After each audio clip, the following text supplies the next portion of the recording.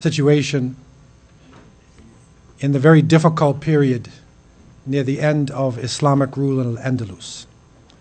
And we understood that Muslims, although they brought a fresh civilization to Spain and Portugal and to much of Europe and the world, they were still considered to be the enemies.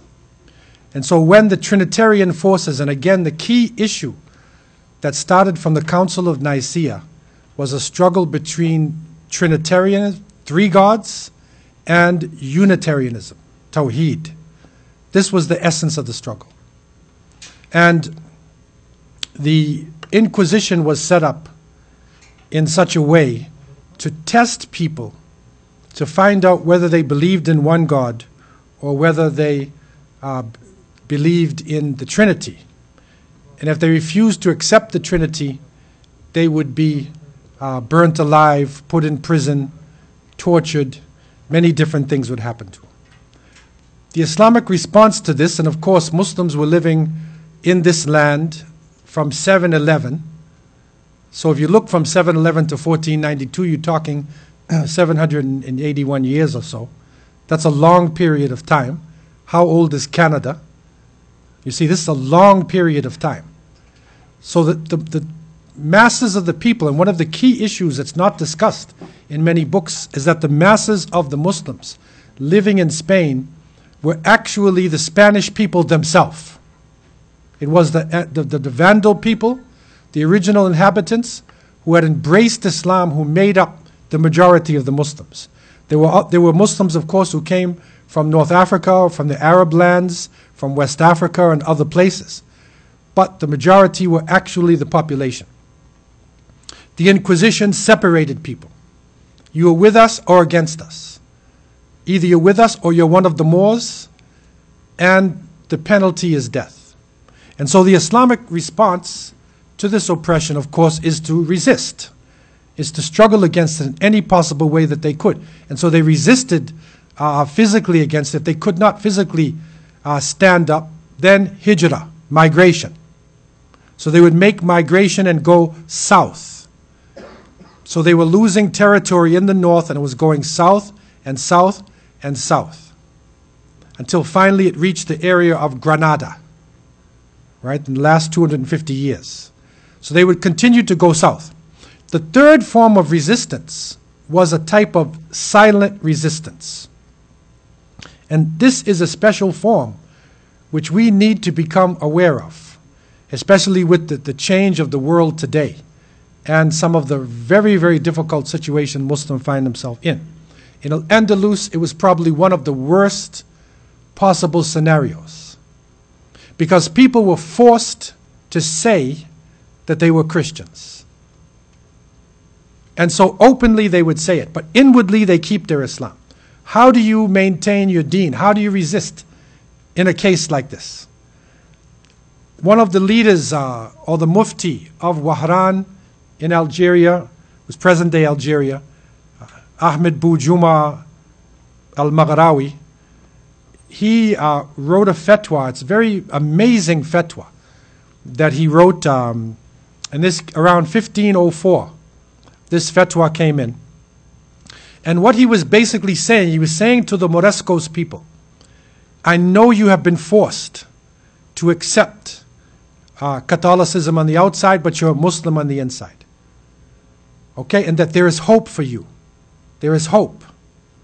And the precedent is set by Ammar ibn Yasir, radiallahu anhu, one of the companions of the Prophet ﷺ, who was being tortured. Remember, the mother of Ammar is Sumayya, right? The father is Yasir, and they are a very famous family who suffered in the early days.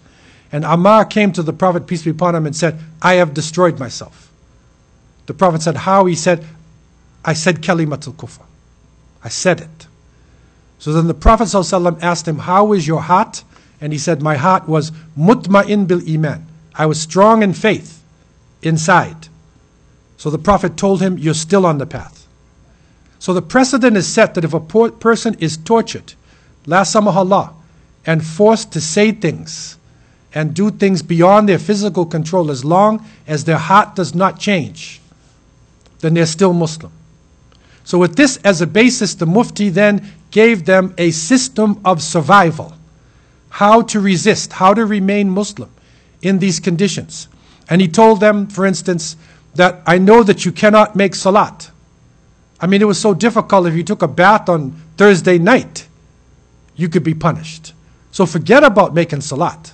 He said, walk down the street and tap the wall. It's tayammum, right? Dry wudu. That's your wudu. Make salat with your eyes. He said, you want to give sadaqah, zakat, then give a gift to somebody, and the niyyah, the intention, is zakat. So you Merry Christmas and give them a gift, and your intention is zakat. You need to have a full bath, a ghusl. You can't take a ceremonial bath, so make the intention and dive in the lake and go swimming. So he gave them a system like this, an amazing system of survival. Somebody dies and you cannot do janazah, so you do the funeral in the Catholic Church. In the middle of the night, do janazah prayer. You get married in the Catholic Church. In the middle of the night, do a nikah. So he showed them how to resist and how to hold on to their faith. And that is really important lesson to us today. If you look at our situation, it's really getting bad, but compare it to this. It's still nowhere near what Muslims went through in Al-Andalus in these final days. And so, literally millions of books were destroyed. One of the worst things of the Spanish colonization is called the scorched earth policy. They would take every single book, anything written, and burn it. Take it in the middle of the square and burn everything. So they burned millions of books, destroyed libraries, destroyed museums. So refugees were now fleeing out of Al-Andalus into Morocco, into Algeria, Tunisia. You will see most of the Muslim countries in the Mediterranean region have a section where the Andalusian people had to flee from this terrible thing. And it was in that last 250 years, that was the area of Granada. That's where the Muslims, their final struggle happened until the king and queen of Aragon, Castilian Aragon, Ferdinand and Isabella. They came down into Granada after a long siege. And they made a treaty with the last leader of the Muslims, Abu Abdullah, who was known as Boabdil. This is the name that they know him as. They made a treaty with him that the Muslim lands would be taken over, but the masjids would be safe, the madrasas would be safe, families safe, and within 20 years, everything was ruined. The masjids turned into churches, madrasas were destroyed, people's lives were under attack, and the date of that surrender is 1492. So that is the importance of 1492, not Christopher Columbus, because he was lost, right? He didn't discover America. You can't discover a place with 75 million people living there. The importance of 1492 is the surrender of Granada. And you know what we found out? We found this out 2 years ago on a journey to Granada, that when this treaty was being signed, when Abu Abdullah is now leaving the room in disgrace, Christopher Columbus is standing at the door. So he witnesses this. And then he goes inside and makes an offer to the king and queen. Now you have power. You need gold. You need riches. I can get it for you. Just give me the money for my ships and I will go into the sea of darkness in order to open up lands. So this really is the key issue happening around that time. And when you look at what happened afterwards, we recognize the fact that the colonization, first is the Portuguese who go out, because the Muslim shipyards were in Lisbon. So wherever the Muslims were strong in a particular area, that's where their renaissance happened. That's where their rebirth happened. If Muslims were strong in math in a certain city, they became strong in math. If you were strong in medicine, they became strong in medicine. Because they were literally taking their culture from us.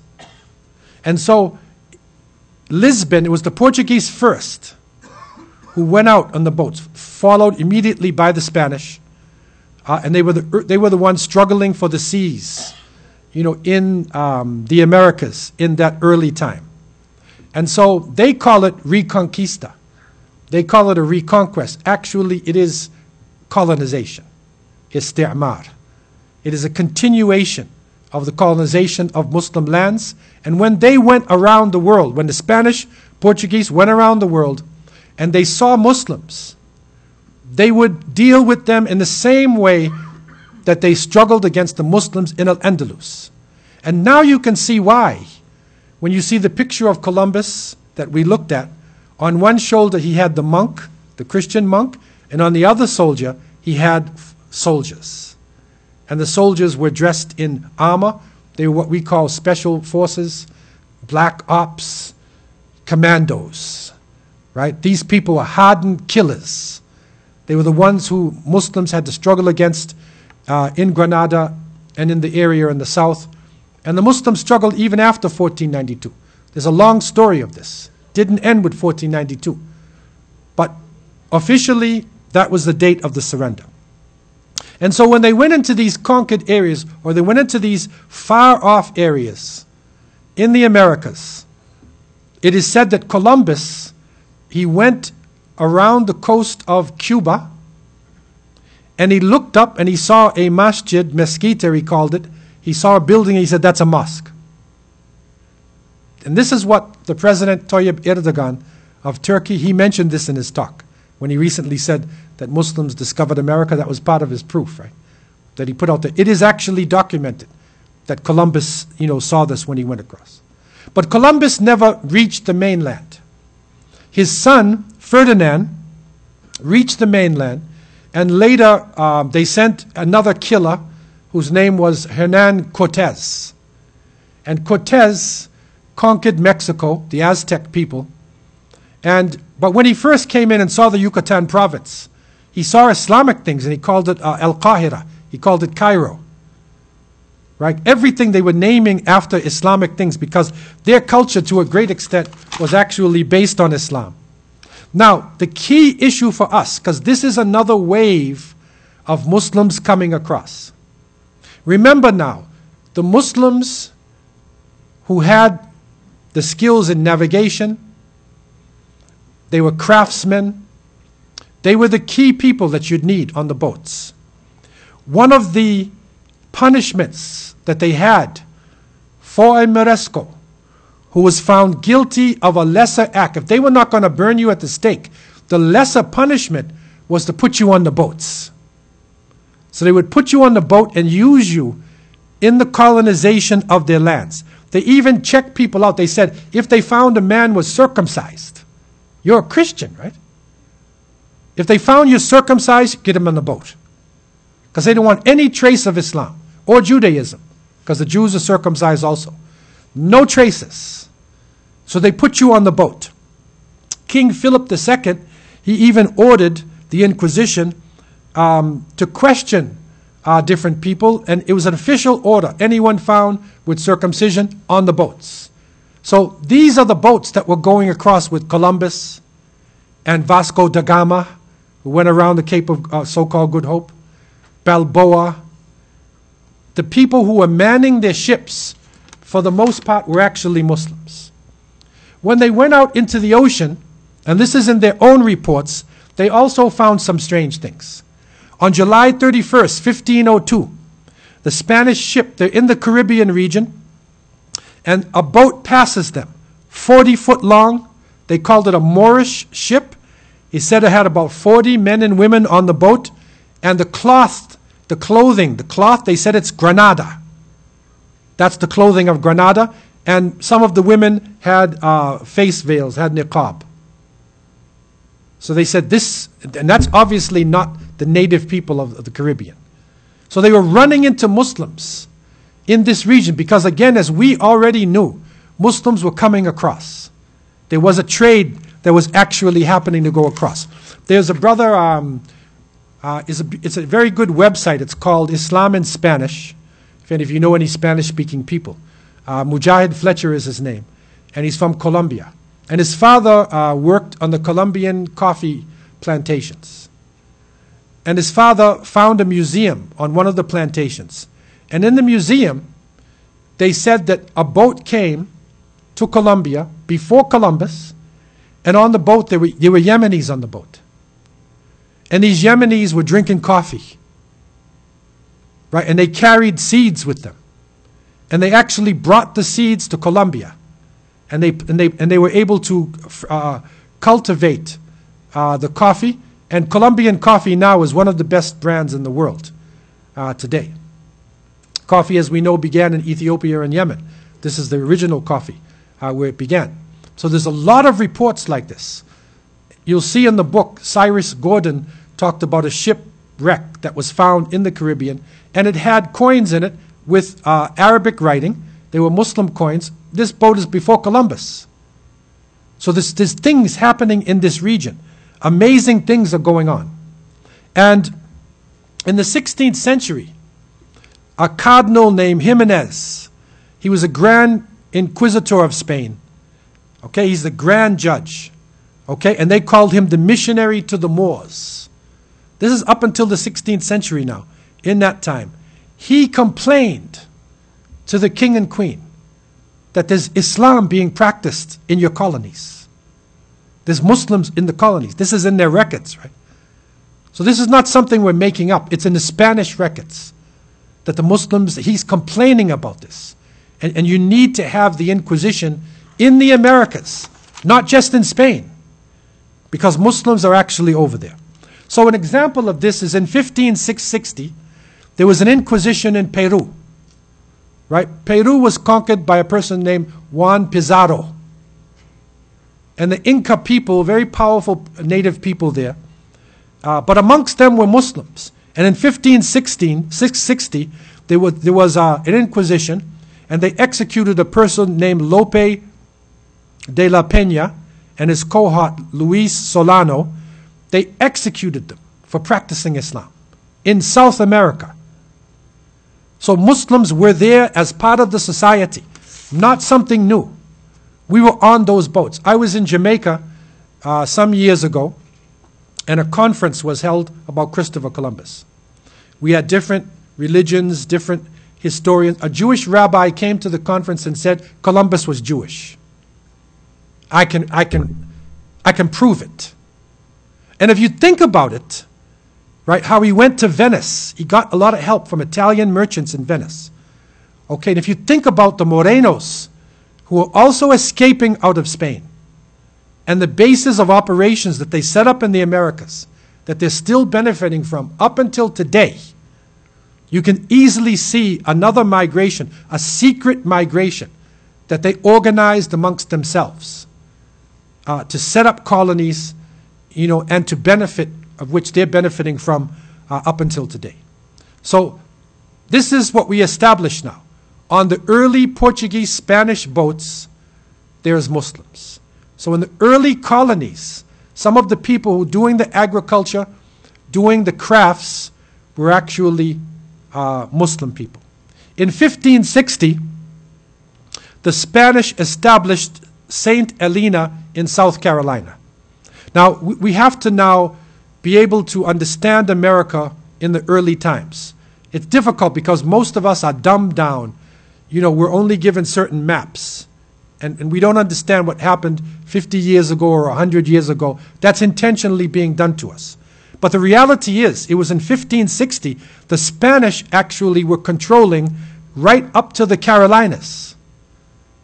And you'll see over in the middle of America, Texas, California, all those areas was actually Mexico. It was actually part of the Spanish lands, controlled by them.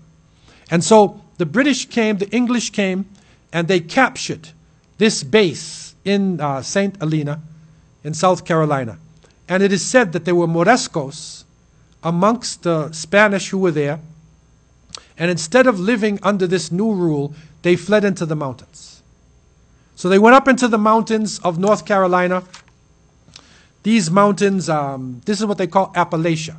Now, if you look at your map here, you'll see there's a dark area on the right side. This dark area is actually the original America. Okay, that's America. It's called the 13 colonies. Okay, this darkened area here. Here in the southern part, this area, Louisiana, was controlled by the French. And the Spanish controlled this whole area on the side. That's how America used to look like. And it was through purchase. The 13 colonies bought the land from the French and the Spanish. They struggled against the Spanish, bought some of the land from them. Right? Of course, they were killing the natives all along. But this is how early America looked like. So the Spanish people were there. Now, a very interesting thing was happening. The Spanish were fighting the British. Because remember, the Portuguese and the Spanish, they were the first ones on the oceans, right? Later on, the French and the British got the technology, and they went on. They wanted colonies themselves. So there was a battle for power on the oceans and in the continents for a few centuries between the British and the Spanish and the French. Okay, they were struggling for power out there. The Portuguese basically submitted to the Spanish. But it's interesting because the British at that time saw the Muslims as allies, and the same the other way, like as they say today, the enemy of your enemy is your friend. You hear that today, right? The enemy of your enemy is your friend. That's how people think today, the same as before. So in that time, the British Empire had a good relationship with Muslims. Even the culture of Britain up until today in the UK, the most important meal in Britain, the most favorite meal is actually butter chicken. It's curry. It used to be fish and chips, right? But right now, the most famous meal, most British people want when they go out, they want curry. The fish and chips is next. Okay, so they've had this preoccupation with Islamic culture. And it's interesting that in those days, they were very much interested in the Ottoman Empire, in the Islamic lands. And, you know, I found a very interesting picture now. Look at the brother on the right. You look at him today and they say, okay, this guy is an Islamist terrorist, right? Look at him with his turban on and his sword and, you know, whatever. This person, this is Abdul Wahid ibn Mas'ud ibn Muhammad Anun, right? He was the principal secretary to the Moroccan ruler Moulay Ahmed al-Mansour. So this was the secretary of Moulay Ahmed to the Queen of England. He's the ambassador. That was the ambassador of Al-Maghrib. And he went to the Queen Elizabeth I in 1600, and he spent a few months in the royal courts. Look at him. Today they would slam him down and say, look at this terrorist. See how things change, right? But the enemy of your enemy is your friend. This is a political concept. And so this is how it was. And so what this proves to us, right, is that Muslims were serious players in early America. Even when the 13 colonies wanted independence from Britain, who did they go to first? They went to Al-Maghrib. And it was the Moroccans were the first country to recognize the United States. It was Morocco. George Washington. There's a treaty between George Washington and the Sultan of Morocco. They have the written thing between correspondence.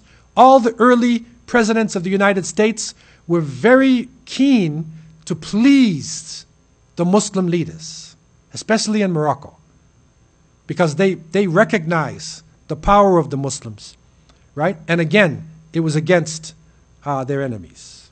So in 1586, Sir Francis Drake, one of the great well-known British admirals, he raided the Portuguese territories. So he raided their territories in Brazil, and he freed about 300 Moorish galley slaves, and he left them on the Roanoke Island in Virginia.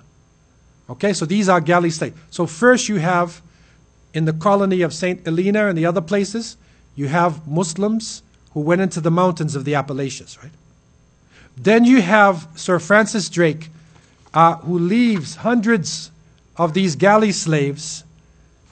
He just leaves them in Virginia. They go into the mountains because they had problems in the colonies. So they took refuge in the mountains. In 1654, there were reports, these are reports in American books, right, of bearded Portuguese silversmiths. That's what they called them. They were bearded Portuguese silversmiths, and he said they would drop down on their knees many times per day. What were they doing? They're making salat. And they're bearded, and they call them Portuguese. Because remember the Morescos, right? The Morescos would now be Portuguese and Spanish. That's where we were coming from. That was Al-Andalus.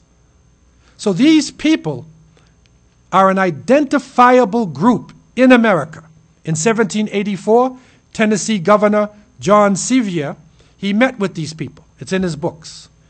In the 1700s, Jonathan Swift, he's an Englishman, he married a woman and he called her Mecca Indian. He said, not a regular Indian, not red Indians. He said, this is he described her as a Mecca Indian. Okay, so there's an identifiable group of people living in this area. Okay? In their records, they continue to say, the Spanish would say Moors. But the British, in their records, when they talk about galley slaves and these people, they would talk about Turks, Moors, Greeks, Frenchmen, Negroes, meaning African people, right? They were more defining people, and you can see in some of their records, you'll see the Muslim presence. That is clearly, this is early America now. Who's the people opening up early America? There's a person by the name of Estevanico, who was a Moroccan, and he took the Spanish all the way to Arizona. When the Spanish first went overland in America. His name was Estevanico. He was actually from Morocco. So there are names like this all over the place. There's a number of people. And within our culture, we have Afro-Americans, and we have natives, right? We'll call Indians. We have white Americans, and there's some other groups of people. And they normally would call them Geechee, like Portuguese. This is an identifiable group in the United States. And what is happening is that a person by the name of N. Brent Kennedy, he was suffering from a disease called sarcoidosis. And this is a nerve-based disease. And with DNA studies, they were able to tell the people who have this disease are mainly in the Mediterranean region. So from his work and the work of other historians, we have identified a group called Melungeons. They're the Melungeons. Okay? And many of them, there was Turkish amongst them. They even had a language, had some Turkish in it.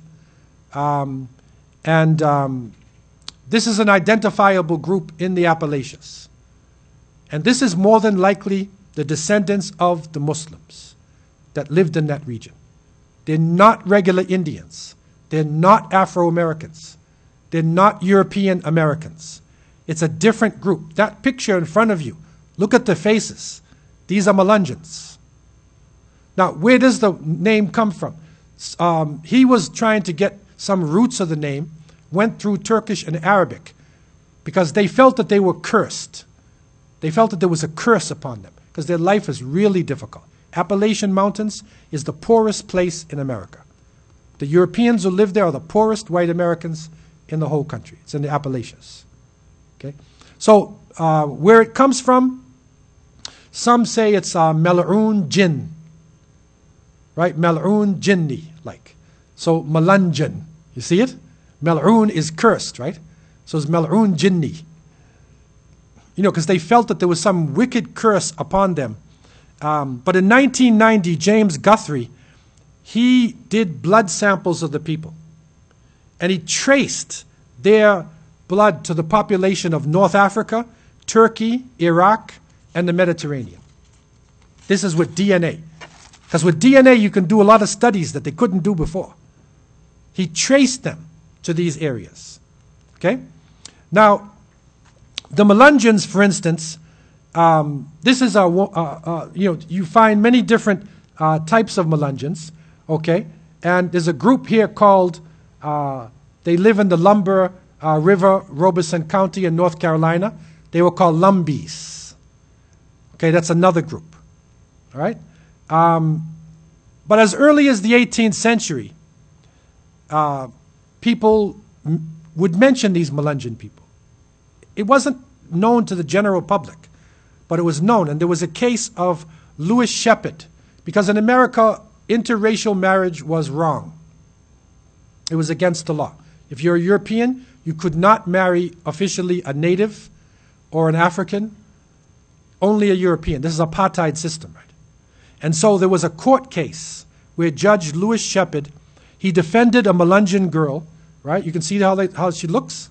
He defended a Melungeon girl in Tennessee in 1872, and he said they're Portuguese Moors. That was his defense. They're Portuguese. Okay? So this is how the roots go. That's a Melungeon man on the right. Okay? Another description of them is Christianized Portuguese Moors. Christianized Portuguese Moors. They're trying to get some category. They don't want to say Muslim, right? They don't want to bring that out. That is the reality, what is in back of this group of people. So the Melungeon people are actually found all over the United States, especially on the East Coast. And if you live on the southern part of the East Coast, you could be in this Melungeon group. And studies have been done. Brent Kennedy, in his book, The Melungeons, he actually found out the names. So anybody who has the following names who lived in the southeast part of America could be a Melungeon. Adams, Adkins, Bell, Bennett, Berry, Bowling, Chavis, Coleman, Collins, Gibson, Goins, Hall, Jackson, Lopez, Moore, Mullins, Nash, Robinson, Sexton, and Williams. These are pretty popular names that you'll find in that area. Generally what you'd call like Portuguese, Geechee types. Okay, so this is the group. Some of the Melungeons are really famous people. Again, this is our roots that are lost, and we need to know about our roots, right? Because we don't think that we're part of this society, but we're actually part of this society in many ways. I'll show you some Melungeons. Andrew Jackson, President of the United States, from 1767 to 1845. He was a Melungeon. Okay? Nancy Hanks, the wife of Abraham Lincoln, President of the United States. She was Melungeon. So there's a number of these people. My favorite Melungeon, the one who gives you the real face of a Melungeon, is Elvis Presley. Do you know Elvis Presley? He's a famous musician, rock and roll guy that brought in the rock and roll. Look at his face. Put a thobe on him and a turban. He looks like he comes from Jeddah or something like that, right? Easily look like a Saudi. Look at him. That's the Melungeon look. You see? So this is part of our history. It's a very important part of our history which has been submerged. And Brent Kennedy made a famous presentation in the ISNA convention in the United States and brought this out some years ago. These are the books. If any of you would like to look at it a little bit further. The famous fatwa of Mufti Ahmed Bujuma, it's found in Ali Kattani's book, In Bi'at al-Islam fil Andalus. Right? This is a very interesting book. It's in Arabic. It may be translated now.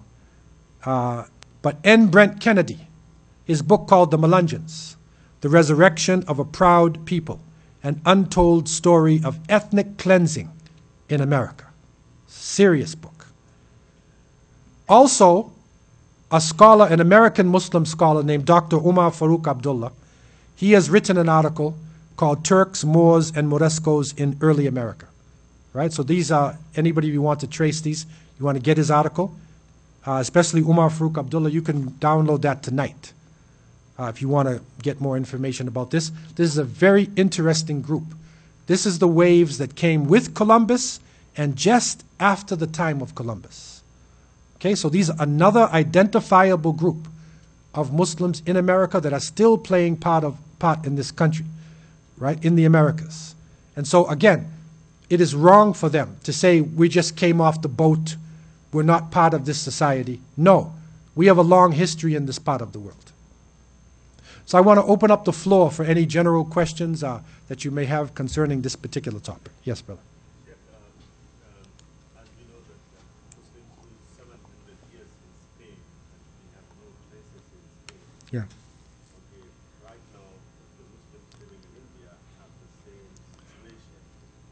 So, I'm from India, so we have a fear that it's going to happen the same to the Muslims in India. Because right now, it's a fundamental Hindu government. They are changing the books, and they are they're doing a lot of things that is against to Islam, and we are losing our history. So in this case, what Muslims from India do? Yeah, what are the parallels between the Muslims from India and Al-Andalus? It is even said that those who are attacking Muslims who want to do ethnic cleansing, they study Spain. Because Spanish had the worst form of ethnic cleansing possible. Okay? And these are the levels. We have to prepare ourselves before it's too late. Our tendency is to react to things. We can't just react, we have to be proactive. Proactive means we prepare ourselves before it hits us. You see? So this is important in areas like that. That, Muslims wake up and realize the situation. In Spain, alhamdulillah, even though there was this ethnic cleansing that went on, there are Muslims now re-entering the faith. The Spanish government, by the will of Allah, their economy went down. There are many people from Morocco and Algeria who are working in Barcelona and Malaga and those areas there. But aside from that, there are also Spanish who are accepting Islam. Every week, there are people who are embracing Islam there in Spain. They're returning, especially in the province of Granada, because that's the place where the Muslims were for the last 250 years. And now, alhamdulillah, Muslim tourists have come there. They even have halal tourism in Spain now. You go to some restaurants or you stop for gas, and they have a halal section in the shop. That's how many Muslims are coming in there now. And masjids are popping up. So Islam is coming back to that land, even though it had the worst form of ethnic cleansing imaginable. But still they're coming back. But the answer for the Muslim is Islamic revival. To revive Islam now, before it's too late. We have to be aware of this. And we cannot keep thinking it's not going to happen to me, it's not going to happen to me, it just happened to those people over there. You can't think like that. Okay, floor is open for any general questions anybody has concerning anything. Floor is open. So next week, okay, one more question. Yes, brother?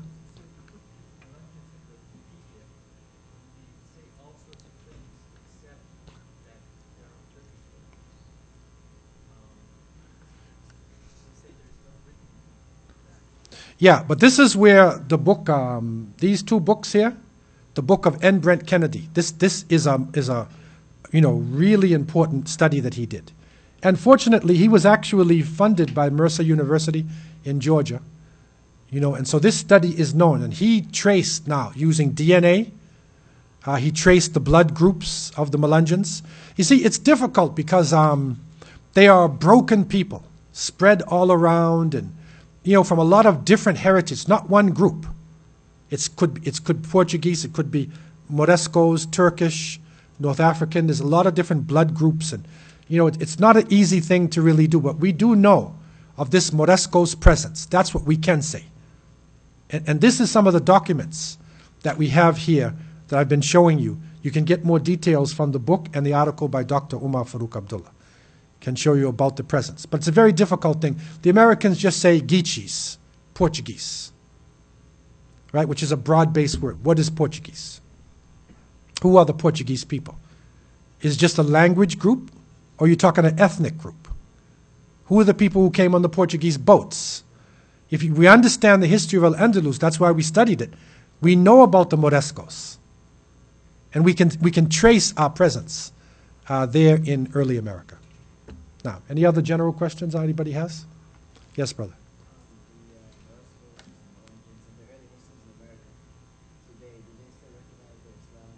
Some of them are becoming Muslim. They're still mainly Christianized. But more and more of them who are studying their roots, are embracing Islam. And like I say, N. Brent Kennedy, he made his presentation at the ISNA convention, Islamic Society of North America, some years ago. And so this is a groundbreaking presentation of this new group. But it's very difficult because they're really depressed people and they've suffered a lot. But this is the first step, that they can identify their roots, where they're coming from, right? That's why we call this course Deeper Roots, right? Look into your heritage, look into your roots. A lot of people are doing that in the Americas, and they're recognizing their presence, within Islam. And so next week, inshallah, we want to look at the slavery period. And this is a very interesting period because you will see millions of Muslims actually came into the Americas during the slave trade. And you'll see scholars, and you'll see some very interesting discussions and written documents that are there in our study of Deeper Roots. So I leave you with this. أقول قولي هذا وأستغفر الله لي ولكم. Have a safe journey home. Wassalamu alaikum wa rahmatullahi wa barakatuh.